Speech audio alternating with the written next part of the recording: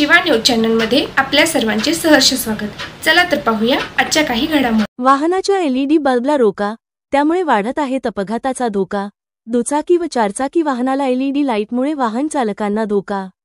सध्या बाजारपेठमध्ये वेगवेगळे प्रकारचे लाल, पिवळा, निळा, पांढरा, रंगीबेरंगी एलईडी बल्बची विक्री केली जात आहेत। त्याचा वापर करून वाहनाला तो बल्ब लावल्यामुळे इतर वाहन चालकाला याचा त्रास होत आहे। पुढून येणारा वाहन चालकाला त्या एलईडी बल्बचा त्रासमुळे येणारा वाहन न दिसल्यामुळे अपघाताचा प्रमाणामध्ये वाढ होत आहेत।